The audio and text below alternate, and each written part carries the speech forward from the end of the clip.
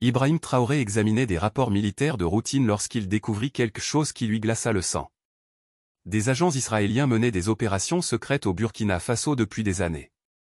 Ce qu'il fit ensuite allait secouer le Moyen-Orient, mais permettez-moi d'abord de vous raconter comment un simple briefing de sécurité devint la découverte la plus dangereuse de sa présidence.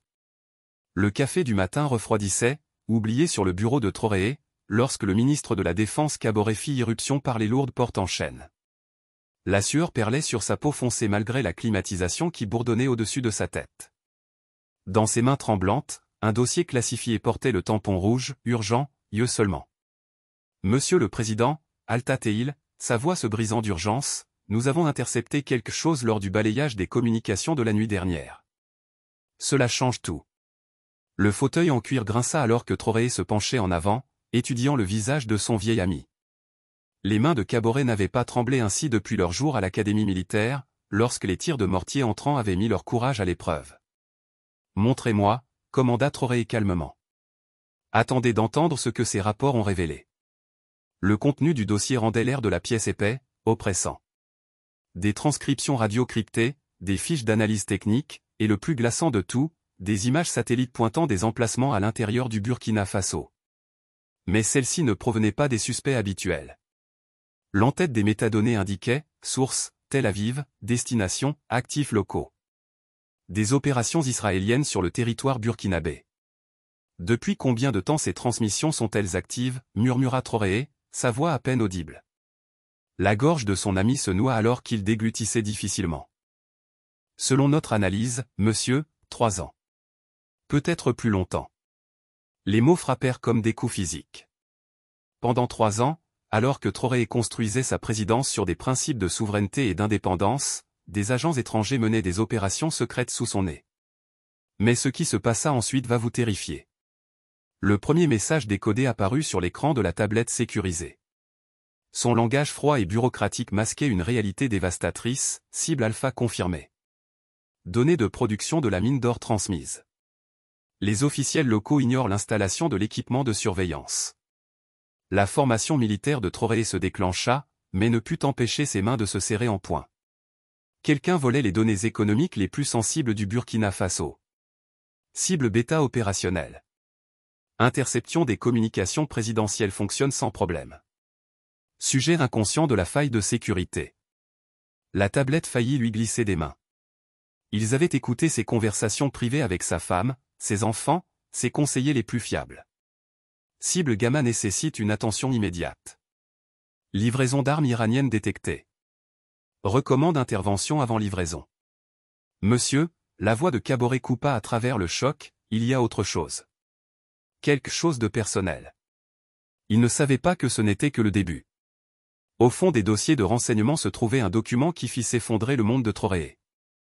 Un profil psychologique intitulé « Sujet, Ibrahim Traoré, évaluation de la menace, critique ». Le dossier, daté de 2 mois avant même qu'il ne prenne ses fonctions, analysait ses tendances anti-occidentales et son potentiel d'alignement russe avec une précision clinique. Mais la section qui lui glaça le sang était intitulée « Option de neutralisation ». Ils avaient planifié des éventualités pour son élimination avant même qu'il ne devienne président. Il y a plus. Dit Kaboré, sa voix lourde de réticence, sur la source de ses fuites. Il tendit un autre dossier, celui-ci contenant une photographie qui brisa la confiance de Traoré en tout ce qu'il avait construit. Le colonel David Ouedraogo, son conseiller personnel en sécurité, l'homme qui connaissait les noms de ses enfants et dînait à sa table familiale, serrant la main d'un étranger dans un café du centre de Ouagadougou. L'identification de l'étranger indiquait « Eli Ross, officier des opérations du Mossad ». Mais attendez, des souvenirs encore plus sombres affluèrent avec une clarté nauséeuse. Ouedraogo posant des questions anodines sur les horaires des réunions, son insistance à accompagner Traoré lors de discussions sensibles sur la sécurité avec des conseillers russes, ses absences opportunes lors des réunions sur les investissements chinois. Pendant 8 mois, Israël avait vécu au sein du cercle intime de Traoré, enregistrant chaque conversation, analysant chaque décision, se préparant à chaque éventualité. Combien de personnes sont au courant de cela, demanda Traoré, sa voix ferme malgré la tempête qui faisait rage en lui. Juste nous, répondit Kaboré, et les 2 officiers de renseignement qui ont fait la découverte. Je les ai fait jurer de garder le secret. Le président hocha la tête, son esprit s'emballant. Si Ouedraogo était compromis, combien d'autres alimentaient Tel Aviv en informations? Jusqu'où cette pénétration allait-elle? La vérité qu'il découvrit allait tout changer. Ce qu'ils découvrirent au cours des 48 heures suivantes défiait l'entendement. Des équipements de surveillance cachés dans 3 emplacements à travers le Burkina Faso. Une station d'interception des télécommunications acheminant tout le trafic Internet via des serveurs israéliens. Une liste d'assassinats contenant les noms de 3 leaders religieux locaux qui avaient parlé contre les politiques d'Israël à Gaza. Ces leaders étaient déjà morts. Leurs meurtres attribués à des groupes djihadistes. Mais les communications interceptées racontaient une autre histoire, cibles éliminées sans attribution locale. Opération réussie. Ils ont tué notre peuple, murmura Caboret, fixant les preuves étalées sur la table de conférence. Sur notre sol, en notre nom. La réponse de Traoré vint d'un endroit profond et primal, là où le protocole présidentiel n'avait pas sa place. Alors ils ont déclaré la guerre au Burkina Faso. Ce qu'Ibrahim Traoré fit ensuite choqua le monde entier. Les raids commencèrent à exactement 3h47 du matin, des frappes coordonnées sur les 3 sites opérationnels israéliens. Traoré dirigea personnellement l'équipe ciblant le complexe près de la capitale, ne voulant pas confier une opération aussi sensible à quelqu'un d'autre.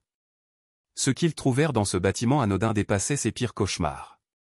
Une station du Mossad entièrement opérationnelle déguisée en entreprise de télécommunications.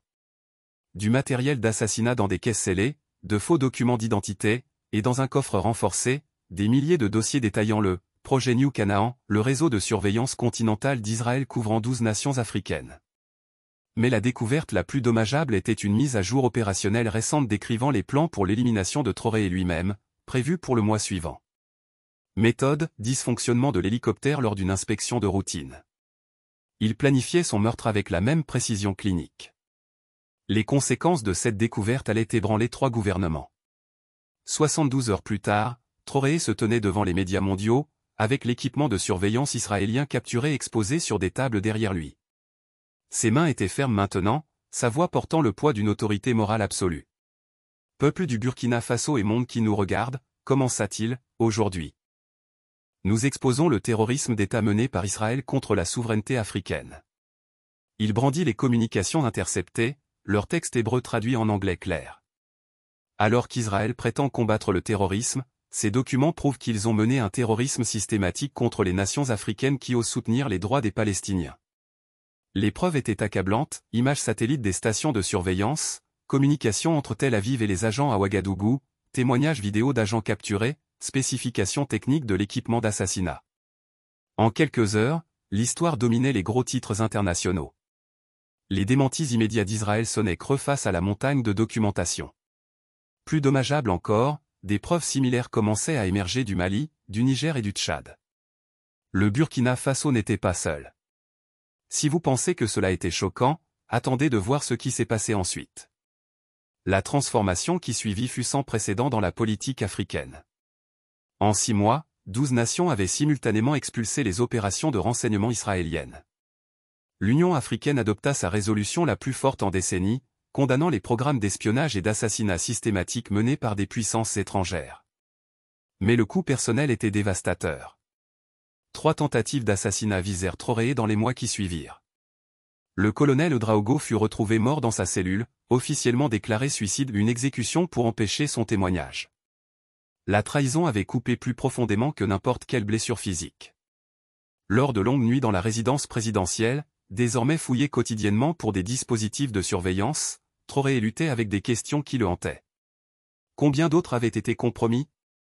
Pouvait-il faire entièrement confiance à quelqu'un? La véritable souveraineté était-elle même possible dans un monde où des puissances étrangères se sentaient autorisées à fouler le sol africain? Pourtant, il ne vacilla jamais. 1 an après l'exposition, debout au même pupitre où il avait d'abord révélé les opérations israéliennes, Traoré s'adressa à la transformation que son courage avait déclenchée. Ils nous ont dit que le prix de l'indépendance serait trop élevé, dit-il, sa voix portant à travers l'auditorium bondé et dans les foyers à travers l'Afrique. Ils ont averti que défier des nations puissantes apporterait des conséquences. Il désigna les drapeaux de 12 nations africaines flottant maintenant derrière lui. Mais le prix de rester silencieux, de permettre à des puissances étrangères de tuer nos citoyens, de voler nos ressources et de planifier nos assassinats, ce prix était encore plus élevé. Le public se leva comme un seul homme, Les applaudissements retentissant dans la salle et se répandant dans les rues de Ouagadougou, où des milliers s'étaient rassemblés pour regarder. Aujourd'hui, l'Afrique se tient plus haute parce qu'une petite nation a refusé de rester silencieuse face au terrorisme étranger. Ce courage a éveillé un continent. Alors que les enquêtes se poursuivaient à travers l'Afrique, d'autres opérations israéliennes émergeaient de l'ombre. Ce qui avait commencé avec le briefing de sécurité de routine de Traoré était devenu la plus grande victoire de contre-espionnage du continent depuis l'indépendance. L'homme qui avait accidentellement découvert la surveillance étrangère dans ses rapports avait allumé un éveil africain qui changerait à jamais la relation du continent avec ceux qui cherchaient à le contrôler de loin. Et ce courage valait chaque prix qu'ils avaient à payer.